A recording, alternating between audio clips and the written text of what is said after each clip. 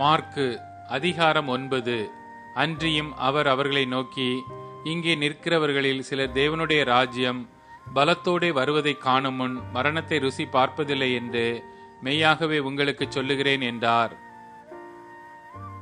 6 நாளைக்கு பின்பு இயேசு பேதுருவையும் யாக்கோபையும் யோவானையும் அழைத்து உயர்ந்த மலையின் மேல் அவர்களை தனியே கூட்டிக் கொண்டு போய் அவர்களுக்கு முன்பாக மறுரூபமானார்.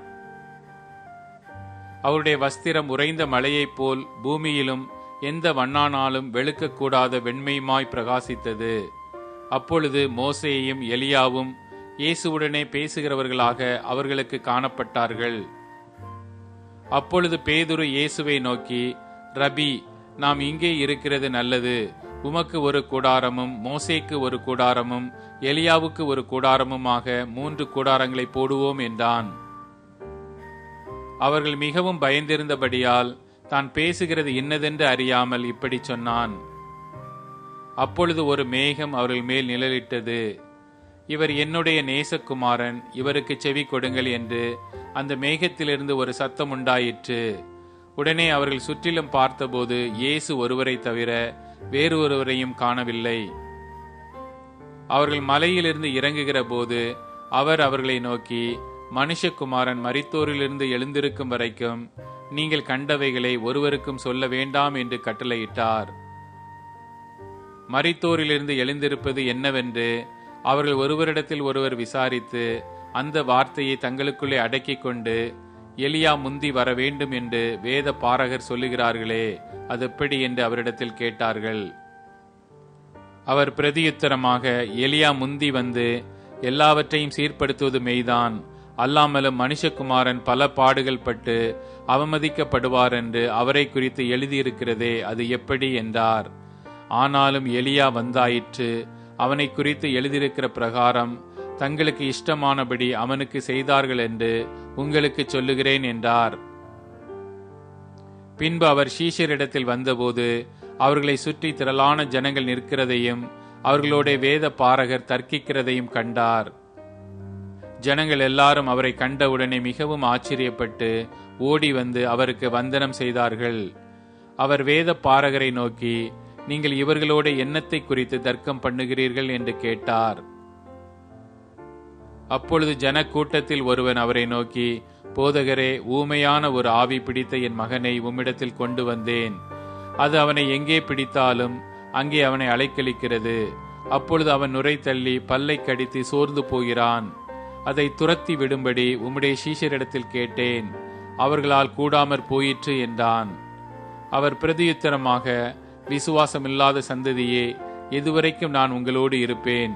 எதுவரைக்கும் உங்களிடத்தில் பொறுமையாயிருப்பேன்? அவனை என்னிடத்தில் கொண்டு வாருங்கள் என்றார். அவனை அவரிடத்தில் கொண்டு வந்தார்கள்.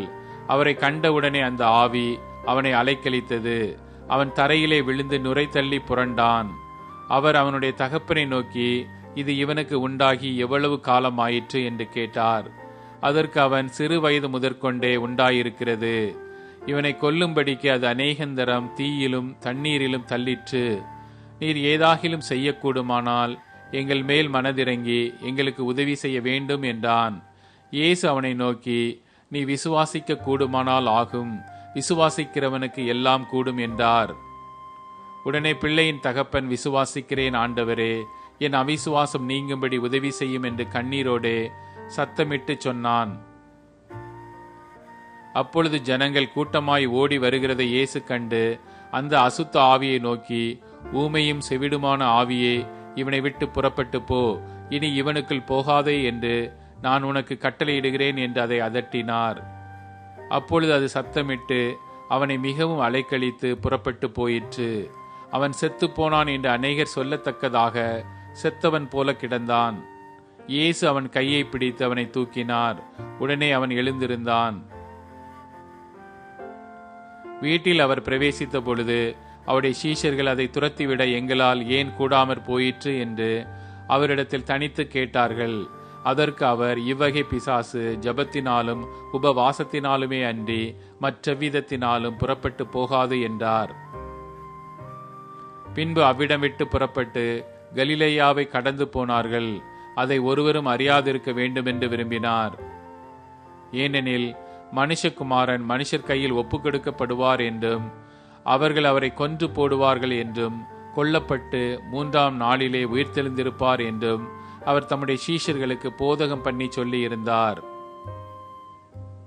அவர்களோ அந்த வார்த்தையை அறிந்து கொள்ளவில்லை. அதை குறித்து அவரிடத்தில் கேட்கவும் பயந்தார்கள். அவர் கப்பர்நகூமுக்கு வந்து வீட்டிலே இருக்கும்போது அவர்களை நோக்கி, நீங்கள் வழியிலே எதை குறித்து உங்களுக்குள்ளே தர்க்கம் பண்ணினீர்கள் என்று கேட்டார். அதற்கு அவர்கள் பேசாமல் இருந்தார்கள்.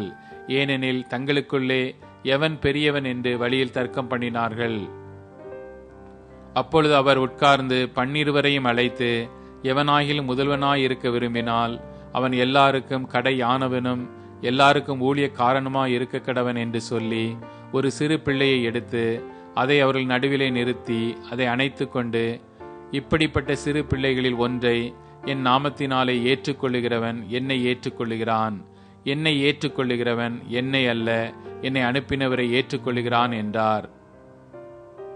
அப்பொழுது யோவான் அவரை நோக்கி, போதகரே, நம்மை பின்பற்றாதவன் ஒருவன் உமது நாமத்தினாலே பிசாசுகளை துரத்துகிறதை கண்டோம். அவன் நம்மை பின்பற்றாதவன் ஆனதால் அவனை தடுத்தோம் என்றான். அதற்கு இயேசு அவனை தடுக்க வேண்டாம், என் நாமத்தினாலே அற்புதம் செய்கிறவன் எளிதாய் என்னை குறித்து தீங்கு சொல்ல மாட்டான். நமக்கு விரோதமாயிராதவன் நமது பட்சத்தில் இருக்கிறான். நீங்கள் கிறிஸ்துவின் உடையவர்களாய் இருக்கிறபடியினாலே என் நாமத்து நிமித்தம் உங்களுக்கு ஒரு கலசம் தண்ணீர் குடிக்க கொடுக்கிறவன் தன் பலனை அடையாமற் போவதில்லை என்று மெய்யாகவே உங்களுக்கு சொல்லுகிறேன். என்னிடத்தில் விசுவாசமாய் இருக்கிற இந்த சிறியரில் ஒருவனுக்கு இடரல் உண்டாக்குகிறவன் எவனோ அவனுடைய கழுத்தில் ஏந்திர கல்லை கட்டி சமுத்திரத்தில் அவனை தள்ளி போடுகிறது அவனுக்கு நலமாயிருக்கும். உன் கை உனக்கு இடரல் உண்டாக்கினால் அதை தரித்து போடு. நீ 2 கையுடையவனாய் அவியாத அக்கினியுள்ள நரகத்திலே போவதை பார்க்கிலும் ஊனனாய் ஜீவனுக்குள் பிரவேசிப்பது உனக்கு நலமாயிருக்கும். அங்கே அவர்கள் புழு சாவாமலும் அக்கினி அவியாமலும் இருக்கும். உன் கால் உனக்கு இடரல் உண்டாக்கினால் அதை தரித்து போடு. நீ 2 காலுடையவனாய் அவியாத அக்கினியுள்ள நரகத்திலே தள்ளப்படுவதை பார்க்கிலும் சப்பானியாய் ஜீவனுக்குள் பிரவேசிப்பது உனக்கு நலமாயிருக்கும். அங்கே அவர்கள் புழு சாவாமலும் அக்கினி அவியாமலும் இருக்கும். உன் கண் உனக்கு இடரல் உண்டாக்கினால் அதை பிடுங்கி போடு. நீ 2 கண்ணுடையவனாய் நரக அக்கினியிலே தள்ளப்படுவதை பார்க்கிலும் ஒற்றை கண்ணனாய் தேவனுடைய ராஜ்யத்தில் பிரவேசிப்பது உனக்கு நலமாயிருக்கும். அங்கே அவர்கள் புழு சாவாமலும் அக்கினி அவியாமலும் இருக்கும். எந்த பலியும் உப்பினால் ஒப்பிடப்படுவது போல எந்த மனுஷனும் அக்கினியினால் ஒப்பிடப்படுவான். உப்பு நல்லதுதான். உப்பு சாரமற்று போனால் அதற்கு எதினாலே சாரமுண்டாக்குவீர்கள்? உங்களுக்குள்ளே உப்புடையவர்களாயிருங்கள், ஒருவரோடொருவர் சமாதானம் உள்ளவர்களாயும் இருங்கள் என்றார்.